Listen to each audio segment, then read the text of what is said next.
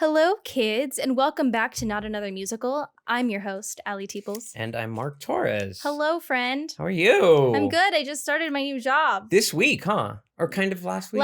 Thursday, technically. Okay. I had How's that onboarding and then... You're a big girl now. I am. Wow. I wear my big girl panties and everything. Wow. Yeah. Unbelievable. Yeah. Congrats, man. Thank That's you. dope. I know I'm really excited about it. I get to work 2 days from home and Yeah. It's And you get really to deal great. with the freeway. I do, Do you have to do the 405? No. Yeah, I do. So I do. Just a little bit. I do the 405 to the 710, so it's actually it's a pretty decent This amount is of the some 405. Southern California banter Yeah. right now. People don't know It what really the is. fuck this is. I take the 405 to the 710 Okay. to the 91. And it's off of the 91? Yes. At what like, exit? Central. Oh, I know exactly where that is. Mhm. Yeah. I'm literally right off Central. Oh, yeah. I Yeah. know exactly where that is. Yeah. That my old credit union where I used to buy my very first car was right off of Central Yeah. at the 91. Yeah. Yep. Dope. So, yeah, it's good. And truthfully, I thought the drive was going to be a lot worse, but really it's 30 minutes flat. That's fantastic. It's so 30 great. is like the dream in this area. Even to get home, though, it only takes me 30 to 40 minutes. Mm-hmm. Yeah. At 4:30. So what is the distance in miles? Like 12? 15, 12, Okay. 15. So my Mhm. sister's, I think, is 23, 24. She's working from home, but like it used to take her 90 minutes. 90 minutes is an average one-way commute. Because she had to drive into LA. Soul crushing. I don't have to drive into That LA. is soul crushing. Yeah. Yeah. So I have this just awful commute of about a mile and a half. Carson is still LA Um, County, right? Yes. I think so, yeah. Normally, right now I'm work from home as well, but normally my commute's a mile and a half and Yeah. So it's just soul crushing, it's, you know. Yeah. That 6.5 minute commute really breaks my Really spirit. hate you. It's okay. Yeah. It's the best on rainy days when everyone in the world is bitching about like how their commute time is tripled and I'm like, yeah. yeah, And he mine could took, literally like 6.5 skip with his minute. umbrella. Yeah. It's pretty dope. I have some off Broadway news of something that happened today. Oh yes, what happened? Off Broadway, Mhm. the Lakers beat the Heat and they're up 3-1. Wow. What songs did they sing? So this is I wouldn't consider this to be my OBC cast of the Lakers. Uh-huh. So this is my revival cast of the Lakers. Okay. I will never love this revival as much as the OBC Okay. cast, but it's a strong revival. And, one more game to win it. We got 3 more chances to win 1 more game. Indeed. Yeah. So that's what's happened today, off Broadway. Yeah. Yeah. Yeah. I do love Basketball the musical. Don't you tempt me. I'll make it happen. That would be ridiculous. It would be ridiculous. Can you imagine how acrobatic that would be? That would be like, you need like some serious dancer Wait boys. till we do High School Musical, because in I that don't one ever see that. I know, but there's a whole musical number where they're like playing basketball, and of course it's like what musical theater kids think basketball is. Oh yes. Okay, So so it's my like only they're just perception of dribbling. what High School Musical is South Park making fun of it. Oh yeah, look, it deserves to be made fun of. It was just But I would like to think that South Park probably did a good job of making fun of it. Like it probably is fairly accurate, right?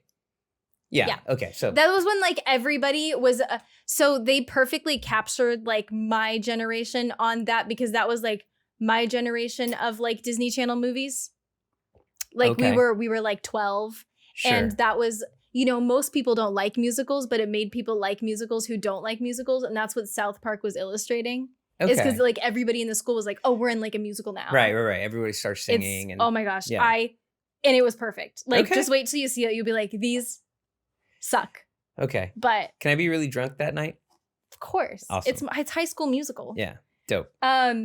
Okay, so I guess without further ado, let's get into this week's musical, A Little Princess. Okay. And let's get into it, guys. Here we go. Places, everyone. Thank you, Places. The curtain's up. The seats are full. It's not another musical. Don't want to be alone in the crowd. Don't want to seem peculiar and proud. I need to be as free as I know how to be. I want to live out loud. Okay, everyone, so before we begin, just a disclaimer that we are not musical theater critics. We are just 2 musical theater nerds with very strong opinions, and you can agree with our opinions, you could disagree with our opinions, but they're just that, they're our opinions. Yeah. we're very lucky to have you guys listening to us anyway. Yeah. Happy to have you here. Yes, So. indeed. Yes. So let's all pile into our musical theater time machine and set it for the year 2004. Wow. I I know. remember 2004. That was so long ago. Yeah. And I'm actually getting really frustrated because I feel like we've done every single early 2000s year at we this have. point, and it's just, they're all going guess to be what's very changed? similar. Absolutely nothing. Yeah. So, current events. Hit me. The NASA rovers Spirit and Opportunity land on Mars 20 days apart. Okay. Mm-hmm. And Opportunity, that rover, confirms that there was indeed water where it had landed on Mars at some point. At some point. Okay. Yes. Not like now. Not like, okay. But it's cool Yeah. because there was water on Mars. Okay. Yeah, that's where the last Oldsmobile rolled off the assembly line. Wow. It was manufactured last in year, 2004. So it lasted, I think, over a century. Yeah. Because I believe they came out in the late 1800s. It was like one of the first cars. Yeah. The final episode of Friends airs on NBC.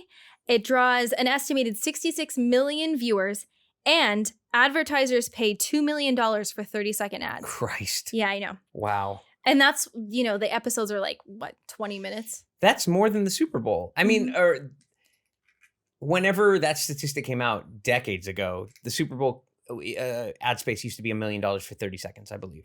Dude, So wow. do you know what the cast was making the last season? Guess how much they were making an episode? A lot. $1 million. That's actually common now. $1 million an episode? For then it was a big For deal. then it They was a huge negotiated deal. that. And the guy playing Joey, Matt LeBlanc, he was making the least. So Wow. when they all got together and they were like, we're all going to ask for $1 million or we're not going to do it the last season, he was like, hell yeah. Yeah. So fun fact. Because I think like the Friends of now would have been like Big Bang Theory. Uh-huh. And I know like Penny and Sheldon were cleaning up.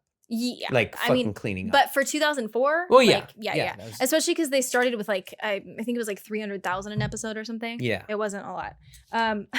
That's nothing. Right.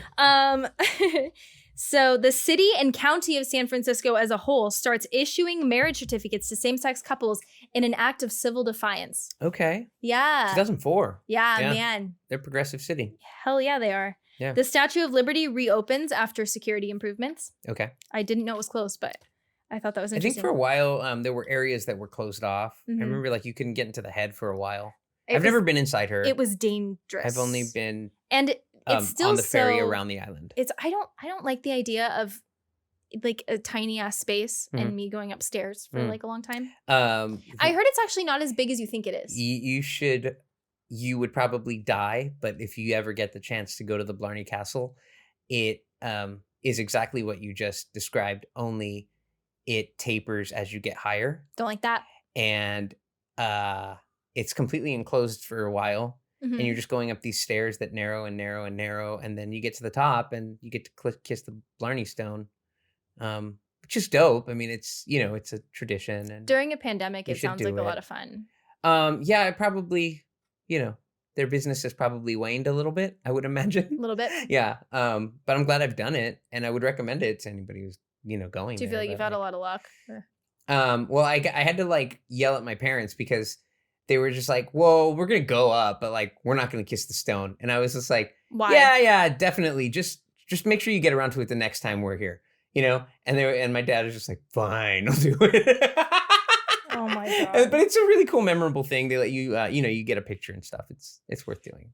Okay. But yeah, you'd probably high anxiety if you don't like tight spaces because A like tight space. I mean, that combined with like going up really high. I don't like it's the not heights. really high. Okay. It's That's just fine then. very enclosed the whole time. Yeah, it's fine.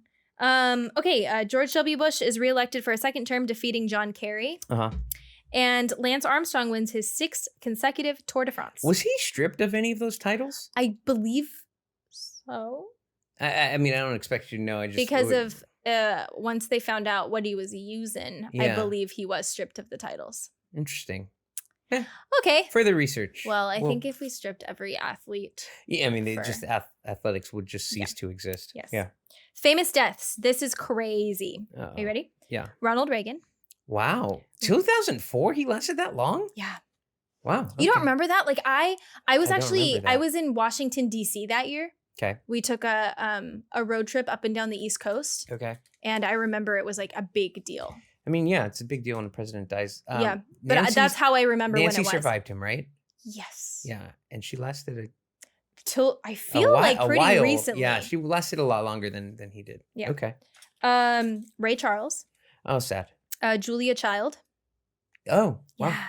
Marlon Brando. Oh, wow. Rodney R.I.P. Dangerfield. Oh, R.I.P. And Johnny Ramone. Wow. It was a year. There's a lot of like game changers in their trades. But you know what? That's what I said for 2008. It was like a hell of a year for Dev. Jesus. Here we are complaining about 2020. I still am. Yeah, samesies. As sad as I am for Rodney Dangerfield, Yeah, that's 2020 sucks. Sucks. And we lost Eddie Van Halen today. You didn't know? What? Throat cancer. Oh my God. Eddie Van Halen today. Logan's going to have a breakdown. Yeah. Today. Yeah. Yeah. I'm 2020 sorry, can suck it like hard. Yeah, this sucks. Yeah.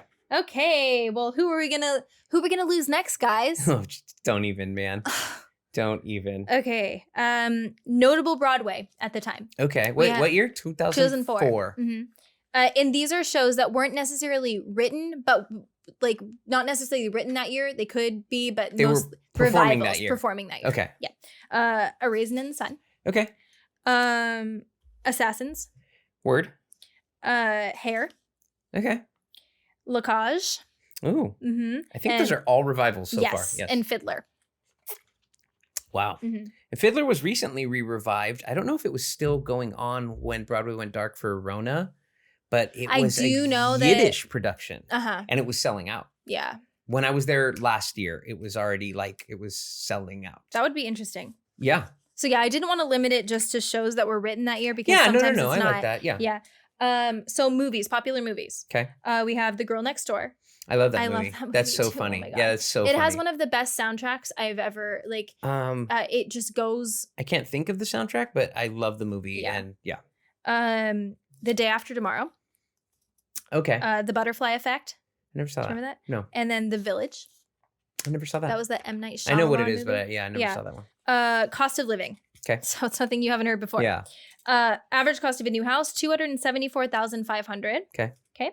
And keep in mind, this is countrywide. This is not in California. You can't get anything for that. Yeah. Median income. Median income is $45,817 a year. Yeah, that's pretty similar Pretty to the last normal. one. Yeah. Cost of a gallon of gas was $2.10. Okay. It's about to spike like hell in the next 4 years. Yeah. Because remember we saw it was like $3.79 or something in 2008. Yep. Cost of a loaf of bread is $2.56. Okay. And then a gallon of milk is $3.73. Now we're going to move on to this kind of convoluted synopsis. Okay. Of A Little Princess. You hit me with it, and I'll try bear to. with me because I couldn't put it more in conjunction. It was this. murky. Yes. It was murky. So I don't have the 4-page one that you read to me before we watched this, but what I do have is MTIs, and I was able to kind of yeah.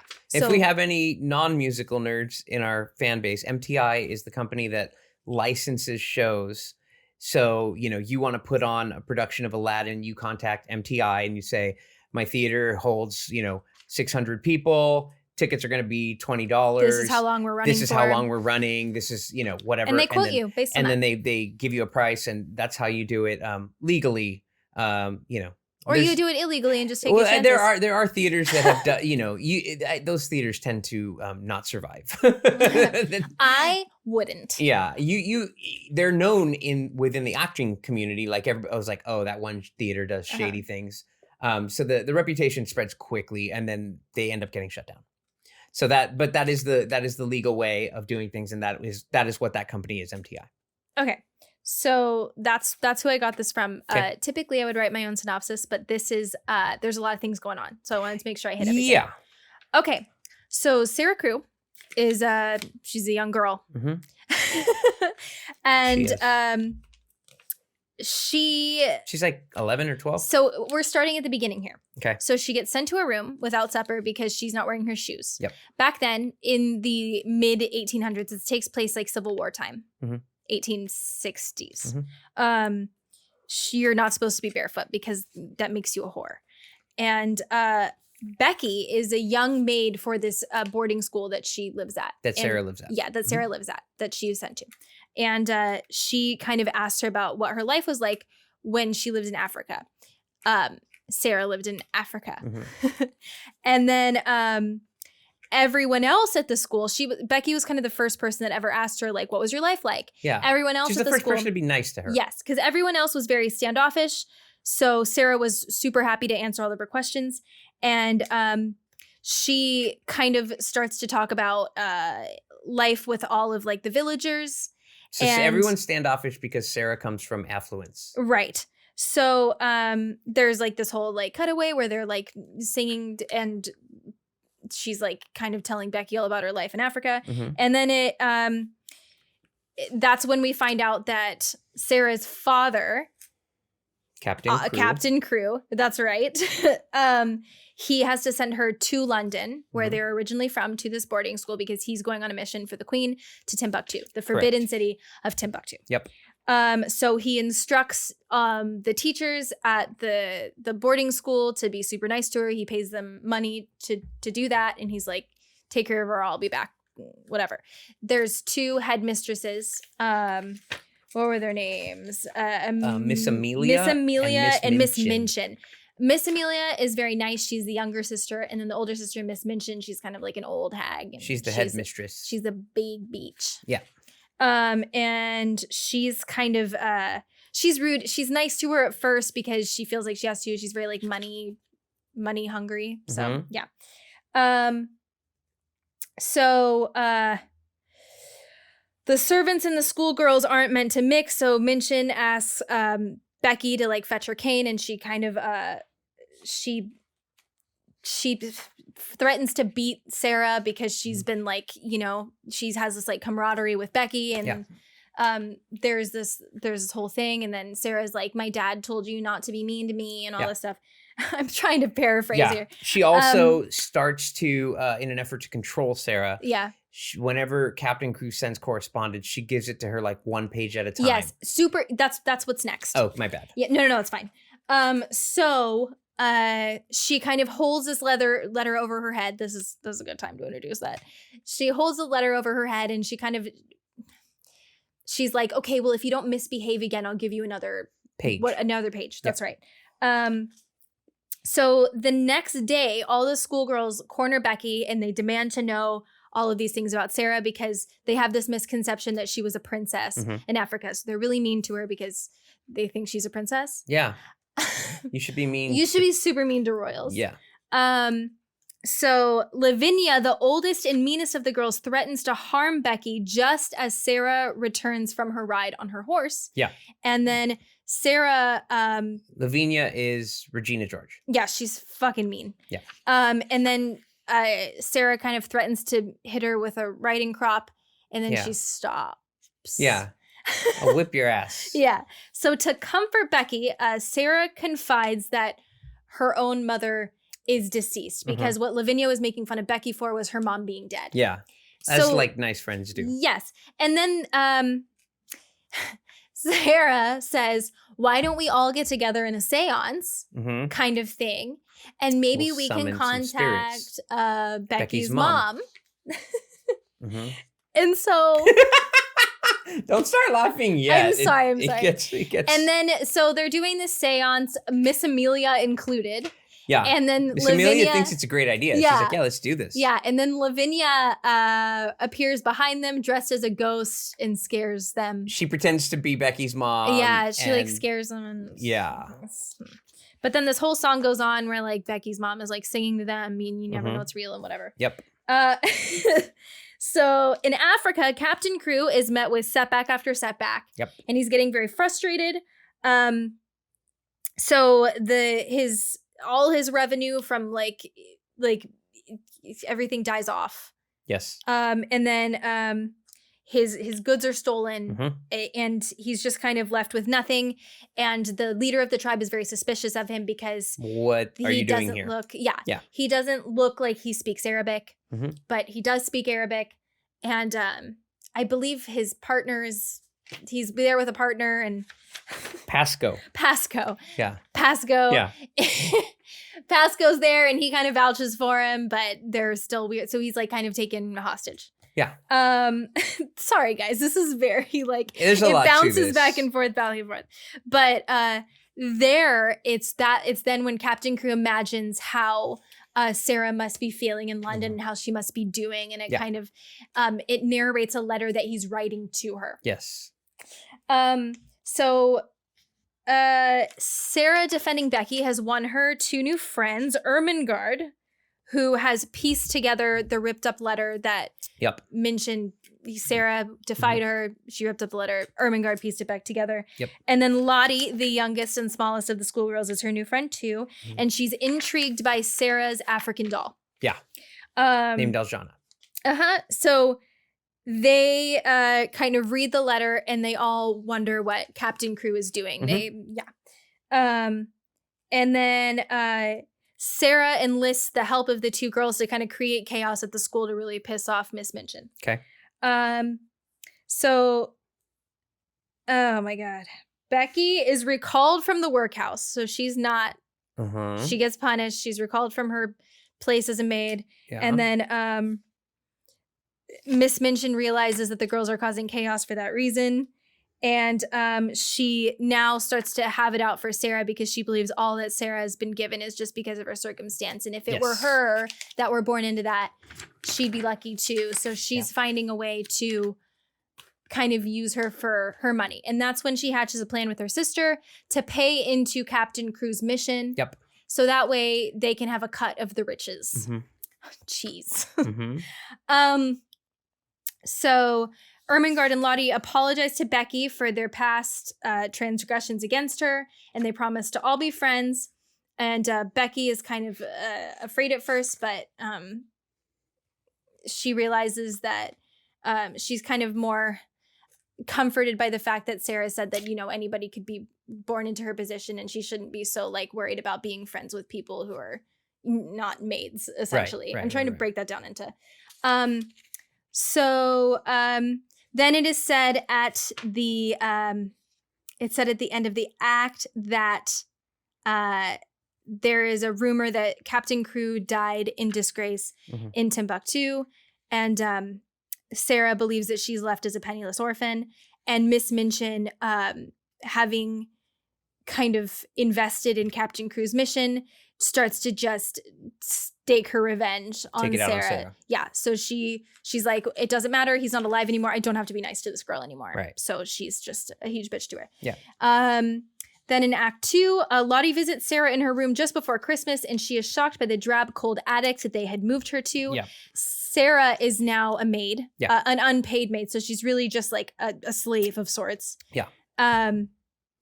So she's an indentured servant. Because Minchin says like you have to work off your debts, but she's like, well, how much do I owe and how much am I getting an hour? And she's like, don't worry about it. So like no intention of ever letting her go. So downstairs, all the girls are dressed, ready for the holidays, and they're all having a great time. They sing a little song about opening their presents and whatever. Sarah is sent out by Miss Minchin to find a Christmas goose. And while she's out in the streets, it turns out that Pasco is also there trying to find her to let her know that her father is not really dead. But they keep passing each other in the streets. She sees him, but she's not sure if it's him or if it's a spirit. Like if she's seeing at first, that was in the house. And then when they were out in the streets of London, they kept passing each other and whatever. So she does find a goose. She brings it back. And it's very impressive to Miss Amelia. But of course, you know, when Miss Amelia suggests that Sarah should eat with them, Miss Minchin's like, no. And then they have this big fight. And Sarah's like, why do you treat me like this? Why don't you pay me for my time? Why are you being like this? And then Miss Minchin, for a glimmer of a second, is like, this girl's got some gumption. She reminds me of me. Why don't you eat with me? And then Sarah's like, no, fuck you. And then she gets pissed again. So that was short-lived.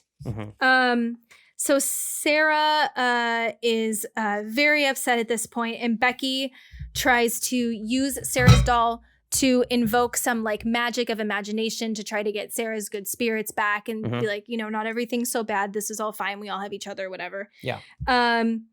And nothing happens. So Sarah goes to sleep while Becky mourns the powerlessness of this doll. Right.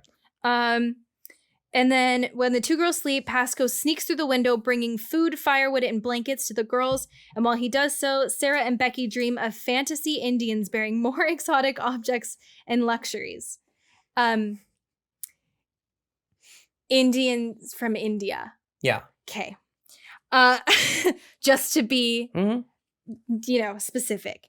And then they also dream of Captain Crew. So he bears the good news that Captain Crew actually did make it to Timbuktu, and he fulfilled his mission, and he's not a traitor or whatever it was. So they are super excited to see him. Sarah's super happy because she doesn't have to, And then Miss Minchin, hearing everyone's screams, comes up to check on the girls to make sure if they're okay. Sarah grabs a plank and puts it between hers and the neighbor's home, escaping. And then the police have been called to come get her for stealing back a locket that Miss Minchin had taken from her. That's not in the show. It is. That's not in the show. Pasco helps her sneak out through a window. That's different. I mean, I get this is a different synopsis, but that part's not in the show. They sneak out through a window, but like, who cares? It literally makes no difference. Well, the police were called for some reason, so it might have been Minchin threatens to call the police when on her when she's like, "You can't not pay me," and then she's like, "I'll call the police," and she's like, "Call the police." I wonder if that's a specific production because this is from MTI. Well, the one we watched, definitely like they might have caught, like, I'm not sure, but that's what's on here. Okay, so apparently the reason behind her calling was because she accused her of stealing a locket. I don't know. Mm-mm. So this whole thing is too long. Yeah. The girls hear of it, they start gossiping, and then Miss Minchin seizes Becky, and she's like, "I'm going to arrest the both of you." Sarah arrives with the highest authority in the land, Queen Victoria. Oh my God. I can't. Whom she has told all about how big of a bitch Miss Minchin is and all about her dad. And it turns out that it's Minchin who's arrested because of Queen Victoria, and her dad returns, and everybody's happy. They go back to Africa. She goes back to Africa. Again, I apologize, but as you can see, there was literally no way for me to summarize this. Like, this is so long and convoluted. This feels like a show that never got workshopped, and they were just so determined to finish the show. So they could say, like, we did it, we made a show. And it's just like, when you watch a movie that you're like, they could have edited 20 minutes out of that. And believe it or not, I did paraphrase. Yeah. So like that whole locket thing. We didn't see that in our production, but I felt it necessary to say since it's in the official synopsis of the musical. But yeah, it's I have different. no idea. But we'll go over it because honestly, in my song breakdown, most of it is going to be just telling you what's happening because we'll get there. So let me hit you with some history. Yeah. Yes. There's not much, man. So I definitely got a break this week after last week when I did like 4 hours plus of homework on Next to Normal. There was not very much on this show. So A Little Princess, the musical, is a musical with music by Andrew Lippa and book and lyrics by Brian Crawley. Okay. I know Andrew Lippa Andrew for bringing Lippa us such brought shows us as The Wild Party. The Wild Party. He also wrote 3 new songs in the 1999 Broadway revival of You're a Good Man, Charlie Brown, including the super, super adorable My New Philosophy, the one that Kristen Chenoweth sings. Cute. Do you know that song? It is so precious. I love that one. He wrote that, and then he wrote the music for The Addams Family, which he got a Tony nom for Best Score, and he wrote the music for Big Fish. Okay. Nice. Lyricist Brian Crawley wrote the book and lyrics for Violet. The musical is based on the 1905 children's novel of the same name by Frances Hodgson Burnett. Okay. Uh-huh. Production history. So A Little Princess was produced by Theater Works in Palo Alto, California. The musical premiered at the Mountain View Center for the Performing Arts in Mountain View, California on August 28, 2004. Following previews from August 25th. What? Oh, yeah, I get it. I just confused myself. It had 3 days of previews and then it opened on the 28th. Okay. The production was directed by Susan Schulman with a cast that starred Mackenzie Mozzie as Sarah Crew, Will Chase from High Fidelity and Mystery of Edwin Drood and Miss Saigon and Full Monty as Captain Crew. Nice. Although A Little Princess was labeled as Broadway bound, thank Christ, the musical has not, as of yet, been produced on Broadway. Praise Jeebus. Interesting. In September 2005, A Little Princess was featured in National Alliance for Musical Theater's 17th Annual Festival of New Musicals, held off-Broadway at Dodger Stages in New York City. A cast recording featuring my girlfriend Sierra Boggess as Sarah was released in 2010 by Ghostlight Records. So that's like a full 6 years later, right? That's 6 years later. Yes. So they just did it like, So like we need... So sometimes shows don't record. And years later, they'll be like, we need, for the sake of history. And we need to be fair, Sierra Boggess was too old to be Sarah. Don't talk about my girlfriend like that. So we watched a production. It wasn't a professional production because this isn't a show that we found out really is. Well, it doesn't get done professionally. Yeah. So we didn't watch a professional production, but we did listen to soundtrack, the songs that were great. available. Yes, not all the songs are available on the soundtrack. Yeah. So. Okay, they did add them. A new version, this one is easy to find. A new version of the musical was performed in concert in October 2011 by Texas State University in San Marcos, Texas, Musical Theater Department, and it was conducted by Andrew Lippa. Those recordings are all on the YouTube, so peep those. Texas State does a lot. I've seen so many shows done by Texas State on there, and they're good. On May 28, 2018, the musical received its premiere in London at South Bank Center. The one night only production was the first to have a child ensemble playing its array of schoolgirls, which is that's the way it seems to be produced, right? It's all like little kids. The performing rights to the musical are available from Musical Theater International, MTI. I imagine this is vastly more popular for children's theater than it is for anything that's not specifically a children's theater. It's one of those like Once Upon a Mattress situations. No, I think it's more so. You think so? Yeah, I mean all of the leads minus the like teachers. I mean, all of those main characters are little kids. They're you were saying this, but you know what's so unfortunate about that is the songs are so. Okay, yeah. I'll mention that when we get to that. But like, okay, so that's all I've got. So nice. Yeah, let's talk about characters. Okay, so we have Sarah Crew. She's a little princess. That's the A Little Princess character. She's intelligent and imaginative, and she's the daughter of Captain Crew. We have Ermengarde St. John, a student, very sweet, kind of a space cadet. Yeah. We have Lavinia. She's a student too. She dislikes Sarah. She's a very typical mean girl. Regina George, ringleader of the girls who dislike Sarah. Right. We have Becky. She's the maid of the same age as Sarah is. And she's very like kind and sweet. She's of Becky's first friend at the boarding school. She's Sarah's first friend. Yeah. Yeah, sure. Exactly. Yes. We have Alice. She's a student too. We don't really hear much from her. We have Elodie. She's the smallest schoolgirl. Yep. Very sweet, very curious. We have Jessie is another student as well. Yep. And then from there, I found out that you can kind of just add girls. Oh, okay. So there's only Depending couple on named ones. Okay. Yeah. So that's what. No wonder there were names in the description I looked at. There were names that had no descriptions next to them. So that's on the one those are placeholders basically. On the one that I looked up, that's all that's named in the official thing. Yeah.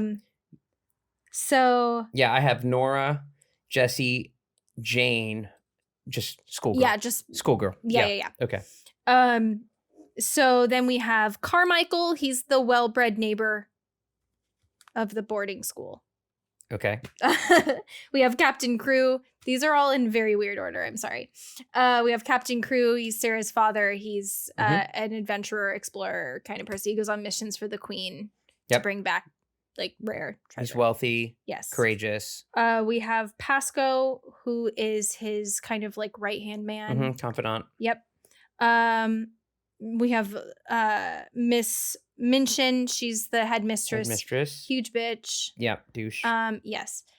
We have Miss Amelia. She's Miss Minchin's younger sister, and she's very sweet. Amiable, sweet. Yeah. She tries to befriend the girls. What I appreciate about her is that she kind of lets them do whatever, and she'll like partake a lot. Yeah. I do like that. So we have a cook, so someone could be the cook. Apparently, it kind of all. It goes down from here. We have Barrow. He's the self-absorbed attorney. We have Doss. And then That's really it. There's African it's just random people. This is just random people that are named on the script. So I don't know if we ever officially meet them. But I'm telling you for the sake of telling you. What you've missed is Aljana, which is Sarah's... No, I haven't gotten to the Africans yet. Okay. So we do have Aljana. She was the one that she raised Sarah as her own, like as a... In Africa. Yes. Yeah. And then we have, there's Carrisford. He's like a sickly next door neighbor. And then we have Carmichael, who works for Mr. Carrisford. Random.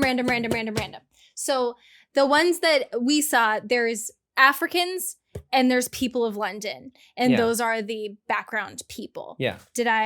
Was anything missing? No, please, okay. God, no. Okay. That's what I'm going to keep it at. I'm sticking to that story. Okay. Oh, and then there's Queen Victoria. Who's the queen? Of England. Okay, song breakdown. Again, guys, most of this is just going to be kind of painting the picture of the story. It does start with an overture. It's whimsical sounding, kind of sounds like a fairy tale, but it does sound like an adventurous fairy tale. Like there's going to be an adventure. Reminded me of like a Peter Pan type overture.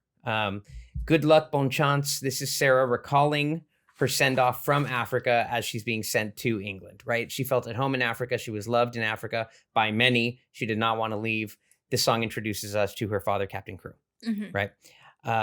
Soon, my love, Captain Crew sings to Sarah to ease her fears of unfamiliar England. Africa's all she's known, right? He gives her a pair of shoes, which she's unaccustomed to wearing in Africa, which is why at the start of the show, she's not wearing her shoes in England and she gets in trouble. As the ship prepares to sail, Captain Crew gives Sarah a doll as a parting gift. Sarah fears not making any friends and never seeing her father again. Pops promises to visit Sarah for her birthday, and he asks her to speak to him through Aljana, the doll. The doll is also named Aljana. Yes. Okay. Live out loud. So Sarah is not feeling welcome in England. She marches to the beat of her own drum. I don't want to go along with the crowd. Don't want to live life under a cloud. Nobody wants me here, but I won't disappear. I love this song. I want to live out loud. This song is gorgeous. This song is beautiful. This song is beautiful. This song is a standalone. Yes. You can pull this. Oh, so I feel it's a very popular audition song because, the show itself is not very popular, so it's less known. You've probably heard Live Out Loud. You probably heard. I mean, and even if you haven't heard it, it's a very formulaic song. It sounds very melodic. It's very, very pretty girl belter song. Right. Chances are we probably put it at the beginning of this episode, so I hope you enjoyed it. Yeah, this is absolutely what you're going to hear. And you're going to hear my girlfriend Sierra singing it. So I love you. I'll be home soon after we're done recording. Let your heart be your compass. Okay, so in an attempt to help orphaned Becky contact her mother, Sarah shows the group how to contact spirits. You already mentioned this. Lavinia hides and speaks as Becky's mother. Unmolested by the prank, Becky receives a message from her mother through Aljana the doll. Unmolested? Yeah. So like Sophia did this show, our friend Sophia, yes. And I looked at her score for this song, and it has the musical annotation Funky Africa as the yeah. And yeah, it just made it sound like it's like, hey, make this music sound like Funky Africa. You guys. But the best ever tempo marking for me, the best ever tempo marking I've ever seen in a show I've done, and those of you that have done Legally Blonde know this, Gay or European has a tempo marking Tempo di Gay. It is just the absolute, when I saw it, because you see that in music rehearsal, right? So like you're not really into the show yet. You're like a couple days into music rehearsal and you're like, okay, guys, everybody turn to Gay European. And, you know, everybody turns and like the first thing you look at, right? Time signature, tempo marking, and it says tempo di gay. And like, I just absolutely died. That was so funny to me. Home by Christmas. Captain Crew barters for food and transport of a letter to his daughter. Crew fears he will not see Sarah for Christmas, but promises that next year he'll make it up to her. Okay. Remember that scene, right? Yeah. That's what I said that. You mentioned it. Yeah. Overview. Yeah. Isn't that always the way? Detained in Africa after being robbed, the sick Captain Crew imagines how happy Sarah must be in London. He does not look well. It almost like the one we saw, it almost looked like he was dying. Right? Like when you're just like, is he dying? Like I yeah, I mean, okay. Yeah. Lucky. Miss Minchin jealously singing that Sarah has led a life of privilege. She feels as though she should be just as fortunate. Song's okay. Whatever. Most of these songs are just like kind of throwaway to me. Except here's the thing, guys. I've listened to these songs twice to 3 times through now, and I don't remember a lot of. There's a really big problem in the way these songs were written, and I put this note at the end, but I need to say it now. This story is written for kids. Like when you read this through, you read the libretto, you're just like, okay, I could see, you know, such and such is theater doing this because they've got a squad of children, actors, and whatever. The story is written for kids, but the structure of the music is written for very, very skilled singers. So, like, if you listen to the soundtrack, you're going to hear Sierra Boggess, you're going to hear Laura Benanti, you're going to hear Titus Burgess, right? And then just picture a 12-year-old doing faces that. off. Picture a 12-year-old doing that. And the songs doing are written to their talents and their skill sets as singers who can sing their faces off. And then you give it to a 12-year-old, and that does not happen. It doesn't make sense because casting-wise, they have to be kids. Again, this was not workshopped. I get it. Like I get it from the writer's room. Like, okay, we're gonna write a show that's very, very children friendly, and it'll get used a lot by small theaters and kids theaters. But here's the thing but the bad decision was like, let's write songs that are really hard to sing. Here's what infuriates me about it, though, is that I don't feel like this was written to be a kid show because they tried to bring it to Broadway, and this novel was written in 1905. So it was written for like Victorian kids. Well, so it's no not even like come to Broadway there's not even kids, like a young and like it's not even like a young spry novel that has like a lot of potential to be a great musical. This story doesn't appeal to an adult. It's just weird. You take your kid to see this because you're in New York and you're like, oh, Rebecca will love it. It's got kids in it. Of all of the things, I'm just saying, of all of the things, and like, it just look, wasn't thought through. That's the problem. There are old things. There are old like comics and books and things that have translated very well to musicals. Annie. Yeah, but it's just it's like weird. It's just not. It's evident that this thing was not. Because that has an F ton of kids in it workshopped. too. But that's also done professionally. It was not thought through. Well, finish the songs and then we'll do that. If the tables were turned, Becky assures that if she were a child of privilege and Sarah were not, that they would still be friends. It's a cute song. Sure. Like it's not super memorable. I hardly remember Soldier it. On is Sarah being told that her father's dead. She doesn't believe it. She assumes that he's hurt or wounded, but not dead. This song I like. She tells herself and her father to soldier on. Lyric is, whatever's wrong, Papa, don't give up. You'll find a way, soldier on. It's a nice song. It has a huge finish. Yes. And my girlfriend slays. This is the end of Act 1. This is the end. Yeah. Well, it depends on how you look at it. This should be the end of Act 1. What does that mean? This should be the end of Act 1 because it ends with Be a Princess. This is Lavinia and Schoolgirls singing a song. This is how you be a princess. Do the wave, do the wave. No, I hate it. This is the note I wrote. No, please cut this song. Guys, this is really bad. It is, and Sophia told me this. She said, it's Baltimore Crabs all over again. It's a lead needing a song. Lavinia doesn't have a song. This is her song. I don't think of Lavinia as a lead. She's an antagonist. She's a different, and Minchin the antagonist needs a song? is the real antagonist, and then there's the one at her level. At her age I level. just don't see why. And that song needs to be gone. It's awful. Another World. Sarah is singing to Lottie about living in the attic. She pretends that it doesn't suck. It's an okay song. Again, Sierra can make anything sound pretty, so Yeah. I think that's probably That just was why. But that one was okay. it's not something I'd ever want to hear again outside the show. Really, it's Mhm. whatever. Almost Christmas. You mentioned this. These are the schoolgirls excited for Christmas. It's fine. We see Sarah cleaning up after them as a maid now. Pasco's looking for Sarah. She catches a glimpse of him, but she feels it may be his ghost. Sarah is wondering where her father could be. Sophia told me this note to mention. This is the only time that the ensemble is in this show as not Africans, which is another thing that we have a problem with, because like we saw the whitest Africans ever of this show, and we were like, what? And they used like so Aljana is obviously a part of that, and they used like the most ethnic girl as Aljana, and she wasn't even close. She was like Italian or something. No, she might have been like she's probably Latina. Puerto Rican. Yeah, sure. Dominican Republic. Sure. Half. Captain Crew, that's the name of a song. Pasco sings this song. He's singing and promising that he'll find Sarah, as he sees Captain Crew as a father figure, and he does not want to disappoint him. Song has really, really nice falsetto work at the end. There's a lot of room for riffing and playing in this song if you possess the talent to riff and play. Which again, making it not conducive for a child to sing. We didn't get to hear it like that because we couldn't listen to a professional. So you I have no idea hear that sounds. It had the ability to be a pretty song, but it's painful. But it's hard to hear. Like this one especially. Yeah. Yeah. Once upon a time, Miss Amelia, recalling that she used to pretend to be a princess, she tries to remind Minchin that she used to as well. Amelia vows to get Sarah out of the house and away from Minchin. Minchin reprises her lucky melody and tells Sarah that she will work off her debts or rot in an institution. Look, this song is fine. I understand it for exposition purposes, but you know what it feels like? It feels like they wrote 3 good songs and they were like, just get it done. That's exactly. I don't want to name names of other musicals that I feel that way about, but like I mean, you can. We have a musical podcast. Yeah. Sometimes when you write a pretty song, you just pat yourself on the back and say you wrote a pretty song. You don't pat it with 26 other songs and call it a musical. Well, I guess when somebody's hiring you to write a whole musical, what do you do? Okay. Broken Old Doll.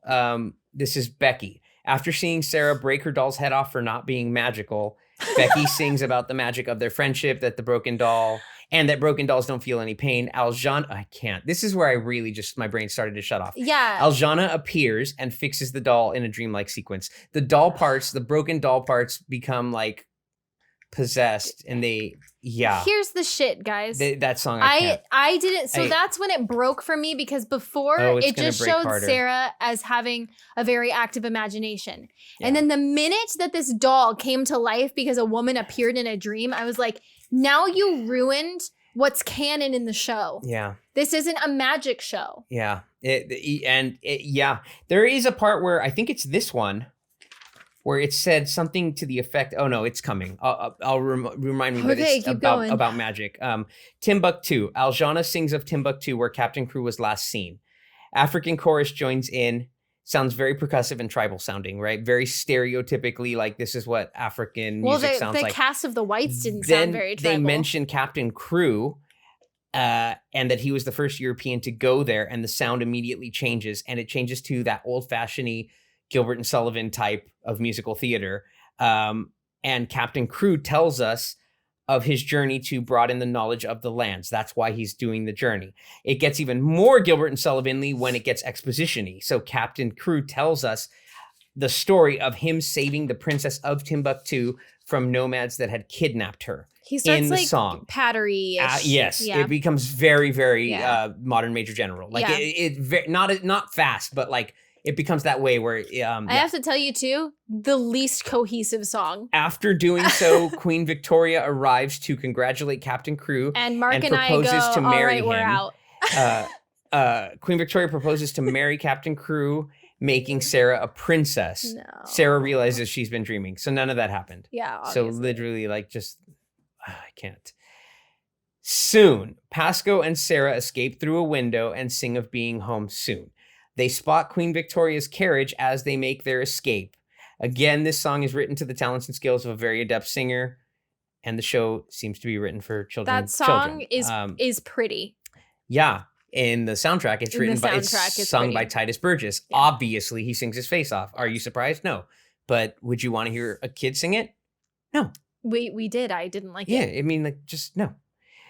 Okay, gossip. This is the schoolgirls passing around the story of Sarah's escape. Minchin interrupts and has Becky on a leash. The girls release Becky as Miss Amelia returns to try to claim the school from Minchin. Okay, Compass. This is where I told you to remind me. Compass reprise. Becky grabs the doll and summons Aljana. Okay. Minchin threatens to lock all the girls in the attic. Magic Africans. That's what it's written as in the libretto. Magic Stop it. Africans Stop appear. So it makes me unsure, is this a vision or is this a dream or is this really happening? And No, it's it's- unclear because magic actually takes place on the stage. So it's real. like they just manifest. So magic seems to take place in the real world. African words based on a combination of different dialects actually spoken in Africa are used. So yeah. Minchin throws the doll in the fireplace, but it does not burn. Queen Victoria arrives, having heard Sarah's horrible tales of Miss Minchin. Minchin is arrested. Sarah is sent back to Africa. Yeah, you look very excited. Finale. Full company. Queen Victoria mentions anyone can be a princess if their hearts are open and their actions are true. Sarah reunites with her father in Africa. They all sing the recurring theme, Let Your Heart Be Your Compass. The lyric is, when you're lost, your heart will know the way. How I precious. mentally departed when. Same. Here's the thing. This, you know why this is stupid? There's a lot of reasons There are a why lot this of is reasons stupid. why this is stupid. But Queen Victoria, That is just, you know, the most, Deus Ex like- Machina, we need an out. the most conservative of the queens, the most modest of the queens, the most like, oh, she's not gonna walk into an orphanage and tell you everyone can be a princess. That is the least Queen Victoria thing I've ever heard in my life. Yep. Like, But they needed an out. They needed it, like, how else? that was a dumb out. It was a stupid out. Have her dad run in and be like, I did it. I can't believe that they don't reunite the father there. Like, that makes more sense. Why But, do like, we it's need- not- why do all we go need- to Africa, and then everyone ends up in Africa at the end. Why do we need magic Queen Victoria to end the show? I don't agree.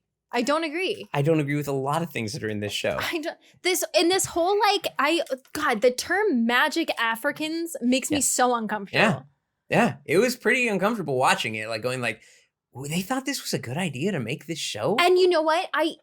We were talking about how it was kind of like a Book of Mormon, like very much Yeah. that deal, except the problem is it was taking itself seriously. The problem is in the Book of Mormon, it's satire on purpose. It works. Yes. In the Book of Mormon, they're like, let's make this sound what people think sounds stereotypically African, and that's why it's funny. These people did the same thing, but they're not trying to be funny. Actually, and they also cast actual members of the Black community, so you weren't like, what is this? Yeah. Because I'm sorry, putting a bunch of like white teenager into dashikis and like sarongs. Yeah. Sarongs. There was one part where they were wearing grass skirts. So that is my you're Grass skirts. going to my least favorite song, which is Timbuktu. I wrote it's dumb and it plays to the stereotypes of African sound. It's bad. It works in the Book of Mormon because it's a satire. It does not work here. That's my least favorite song. My favorite song obviously is Live Out Loud. Right? There is another one that I didn't like though. There was another one I didn't like early on. What was the one where I feel like you really hated the one where the kid was singing, the Captain Crew one, the falsetto one. You were like, that song sucks. And I go, no, it could be pretty. You just can't, like, it's hard to tell. It wasn't even that one. It was the one that I don't like the princess one. Do the Wave? Do the Oh, Wave, that's Do the Wave. you're I hate absolutely it. right. I hate it. That song I hate it. sucks so hard. I Like hate that, I hate what it. were they thinking? Timbuktu is a better song than that. 100%. You're absolutely right. You're absolutely right. Do the Wave is like, no. So bad. I blocked that out of my mind already. I repressed that song. It was so bad. Like, I was just like, this does not need to be here. And then like Timbuktu, like maybe it can be reworked. So but as you guys can tell, so we bad. really love this musical. We loved it. And We- we're actually producing a Zoom production, so if you want to watch it. Yeah. Are you ready for accolades? None. I did. Yes, I thought. I was like, is this Yeah. going to be really short? Yeah, none. I'm sorry you had to waste printer ink on that part. Yeah. Great, right? So here's a review. I give credit to Theater Works, Mr. Lippa, Mr. Crawley, and director Susan Schulman for working toward making this old-fashioned family musical wend its way to Broadway. However, the show needs to flow more smoothly and the characters need to be defined more sharply. There's just too much going on with too little focus on the central characters. It is not a sophisticated musical, but there are saving graces in this production's singing. That's pretty spot on. Yes, when it's done professionally, I could imagine that would be the one thing that would salvage it for me. Exuberant athletic dancing, which again, if you had a bunch of like dancers for those Africans, like it would probably be great. Yeah, I had no evidence of that, but melodic score and good production values. However, something is lacking to make it a great musical. 2 liabilities are the indigestible book and 2 stories presented side by side. I think that's a really concise review of the problems that it has. Here's the thing. So as you could tell by my long and convoluted synopsis that I couldn't even really truncate, right? I don't even think that the number one problem is the fact that there are 2 storylines going on, because there are other musicals that have 2 storylines going on. Virtually every musical has 2 storylines going on at some point. Yeah. The problem is there is way too much going on. Yeah. Like, and they don't make the important points clear. What they're doing is they're shoving all of these points on paper. It's just evident that this was not workshopped. Yeah. Because in a workshop, someone would be like, this isn't really reading. And like, isn't this more important than this? Like, get rid of this. You know what I mean? Like, also, make things focal. I have to be honest. Of the 2.5 hours I was watching this show, I didn't once care about Sarah and her plight. I didn't once care that something happened to Captain Crew. No. And I cry at everything. Same. I cry at everything. I get emotionally attached to a lot of things, and I didn't give a shit. Yeah. I helped a friend out sitting in and reading on a Zoom call last night for In the Heights. I read the part of Mr. Rosario and I cried. Literally, it was my first time seeing like here, they're like, hey, can you help us in the, like, our guy's not here. Can you read this part for us? Yeah, sure. And I cried. Like during that, when he sits down with his daughter in that heartfelt moment. Yeah. And I was just like, God damn, this is a rehearsal on Zoom. Like, I'm not even doing this. And yeah, so I agree with you. Like, I cry for everything. And like, And I was thinking of this too. So what I think is, obviously Andrew Lippa is very experienced in writing songs for very successful shows. Yeah.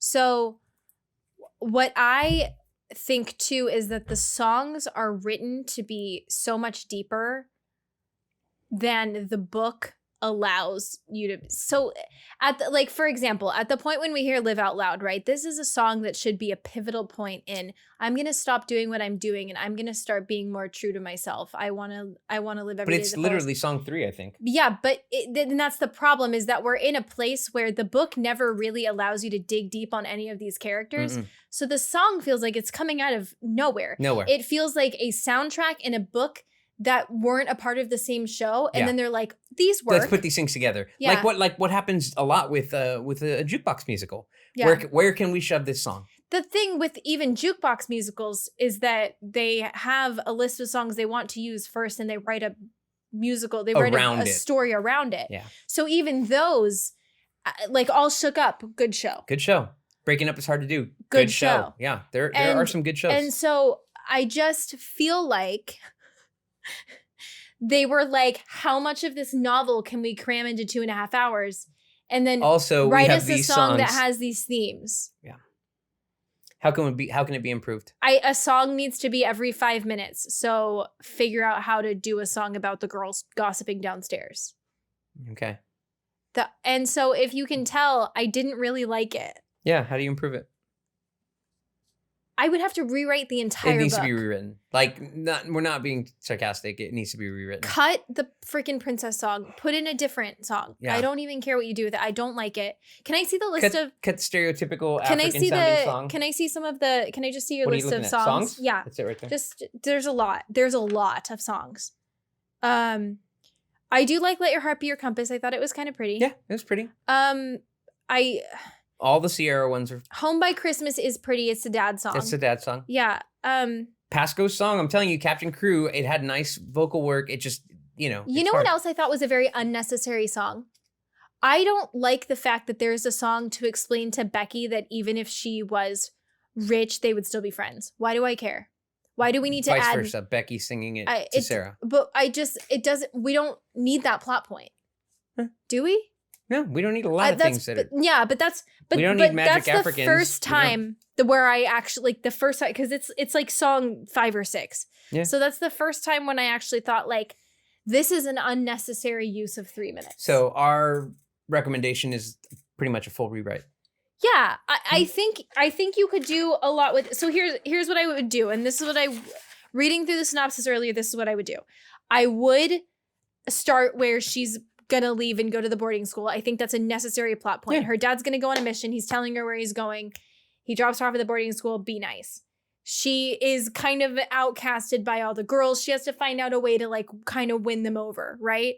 We can just go straight there. We don't need like all of this like weird exposition where like Becky comes into the room and, oh, explain to me what this doll is and like all this stuff. Okay. All right. And so I feel like it could be more about her like assimilating to the environment, and then we can see some things from Captain Crew, but just speed it up. Okay. Because I don't feel like they give me enough of Sarah's personality. But where my we question have to dwell you is, on a do you want to take a knife to this and cut things out, or do you want a rewrite? I think both. Yeah, I think what you need to do is take a knife to the things that are way too minor and are eating up too much time to matter. It's got a lot of minor and then you take that book and you rewrite it so you can actually get into these characters a little bit. Yeah. Because agreed. The fact that I can't emotionally relate to any of these characters, like I didn't even care that Miss Minchin was a bitch. There was one point where I was like, oh, she's really nasty. But it's like she was being nasty for the sake of being nasty. Yeah. Like how many times have we seen just like a crotchety old lady? Mm-hmm. That's exactly how it comes off, yeah. Yeah. Like she's just a dick. Who do you want to play?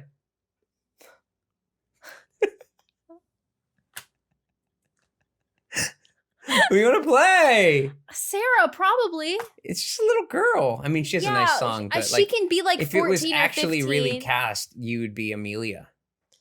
She's 14 or 15 in the... Yeah, she's like 12 or 13. They're little, so like they don't... Professionally, how do you think they'd cast that age-wise? Yeah, professionally, it has to be... I think it has to be kids. It has to be. I don't know. That's probably why it doesn't Then what would I want to be? Stage manager. Okay. I don't know. Yeah, I don't think... Not a magic African, that's for sure. I guess Pasco? I don't feel passionately about anybody. Like if... Yeah, I don't feel Pasco. Yeah. Pasco, I guess. Okay. Overall thoughts. How much did you love it? I think I've made that pretty clear. Did you hate this more than Amelie? Not factoring in your hope that the West End will fix Amelie. Apples to apples. Yes, the show we saw versus the show we saw. Yes, I hated this more than Amelie. Really? Just because I prefer, if I'm going to get to that point, antiquated versus a contemporary feel, just based on feel, I'd go for the contemporary feel. I think I hated this less than Amelie because I had some sense of what was going on. Whereas in Amelie, like, I really just... Would you have had a sense of what was going on if we didn't have someone feeding us the script? No. Okay. So Sophia helped us. Yes. Well, Sophia came over to sound engineer our recording that night. She was there early, and she had been in this show. Think about how many times we asked her a question. She brought her libretto. Yeah. So we paused and said, Sophia, what the shit is happening right now? Think about how many times we asked her a question, because it was countless for me. Why'd they just do this? I feel like also our brains were just looking for an excuse to pause and like give ourselves some reprieve from, because it took us a long time to watch this show. It did. Okay. Give it a grade. I don't remember what you graded Amelie. So a D. You gave Amelie a D? D plus. Okay. I'd give this a D. A D? Yeah. I think there's a musical that's worse, and I've seen it. Okay. So. You'll be surprised. Well, I'll tell you that off camera, but you gave it a D, a solid D, like a 64%. D for don't show me this musical again. I think it has potential, but I really did not like it. To be fair, what did I give Amelie? A D. A D. It didn't pass. So then, for the sake of for our sake, D's are not passing. Yeah. C- is our lowest passing grade for us. Yes. Then I would give this, just for the sake of the process, I would have to give it a different grade than Amelie. If I gave Amelie a D, I'm going to give this a D+. But it still does not pass for me. So it's like a 69. Yeah. No, that's Yeah. an F, isn't it? No. And I think 69. I think below a 64 is an F. I think the lowest D is a 64. I'm think. still on my North Carolina grading scale. We're still, regardless, it doesn't pass, and I give it slightly better than Amelie, but no likey. So we recommend it. I'd watch it if I were you. There's lots of productions on YouTube. Yeah. That would be. Yeah, I'm very sorry. Like, we need these. No heavy side. No, we it's not need that. these. It's not. There was no. We just did Next to Normal. We loved it. I'm just saying I feel bad because there was no good way to do this breakdown. There wasn't. Because this is that is not our shortcoming. No. Like usually you can cut a synopsis down to like 90 seconds. I couldn't do it. And it's so hard because they give you all of these details and they're mundane, but they give them to you and you're just like, why? But here's the thing. When I try to skimp on some of these details, some of them recur. Yeah. So you can't. You can't. I have to say all that. I know. So that's why I was just like, so originally I tried to write it myself and then it ended up making no sense. Okay. So then I had to take it from somebody who had just compiled the whole thing. Okay. Because otherwise you just get bullet points and you're like, what's this show about? You did what you had to do, man. It's sad compared to shows like Next to Normal where I'm like, this is about a mentally ill matriarch and the effects on her family. Yeah. Your synopsis was literally 9 seconds. Yeah. Right. Because that's a completely different show that I actually like. Right. But I don't know. It's fine. Yeah. And there's no need to apologize. Sometimes the shows will suck, guys. And like, honestly, that's kind of the point. But like, sometimes they're going to be gems, right? Sometimes you're going to find a gem and just be like, how did we not know this existed? Oh, and we found them. Yeah. We found them before. Right. So we loved Mattress. It's going to keep happening. Mattress was great and wonderful. It's going to keep happening. But so overall, like we give it a D. We give it a not passing. Not passing D. Yeah. Agreed. Great. 5 to curtain. Thank you, 5. So, all right. Normally we would spin the wheel. We're going to show our on-camera viewers, on-camera audience guys, on YouTube, we used our wheel. all of our $0 income that this show makes to buy an actual wheel. Just so that we can, And it has our faces on it. It has our faces on it, and it's really cute. And I don't know. I mean, it makes people know that we're honest, but also, like, it's just fun. We have a wheel now. Listen to this. Do it. Oh, our faces move. Our faces move, but, that's okay. Mark greased the wheel. I did grease the wheel. Grease is the word, guys, because it spins really well now. So there's nothing written on it because we're doing 2 spookies. Yeah. So after this episode, it should land toward the end of October. So we're going to do 2 spookies that we've pre-selected. So Halloween week, we're doing Addams Family. And the one that you'll hear after this is something called The Devil's Carnival, which is a spooky flick movie musical. So we'll have 2 spookies and then we'll spin again in November. Yes. We're going to have 1 week hiatus a month. So first week of November, we're taking a break. We're getting all caught up. And then, but we're going to spin the wheel at the end of Addams Family. And you'll just hear it 2 Tuesdays from that point. Great. Yes. That's fine. So, and then we'll just keep spinning. And then as it gets into the holidays, we have a couple of things planned. When we get into November, we're going to be doing musicals we're thankful for. Yeah. And then into Christmas, we're contemplating with the idea of doing maybe 2 regular musicals spinning and then 2 Christmas shows. Or if you guys want us to try to do 4 Christmas themed shows, we can try. Just we have to dig through the list and see how much is there. Yeah. We don't know how many Christmas shows there are, and we don't want to eat them all the first year. So yeah, for sure. But yeah, we're super excited to start using the wheel. It'll be a super fun thing. We'll post a little picture so you guys that only listen can see. But dope, yeah. And like we can post videos of the spins too. Yeah, it'll be super fun. That'll be fun. I like that. So how do these people find us? So follow us on Facebook at Not Another Musical. I did make the page. It should be hooked to our Instagram now, so you guys should be able to see all of the posts that we make on Instagram. Okay. Feel free to share with your friends. It's all word of mouth at this point, guys. Yeah. And then what's our Instagram? Find us on Instagram at Not Another Musical. Okay. You could follow us on our individual Instagrams too. You could find us from there. And then we repost a lot of the info on there as well. Dope. Find us on YouTube, Not Another Musical.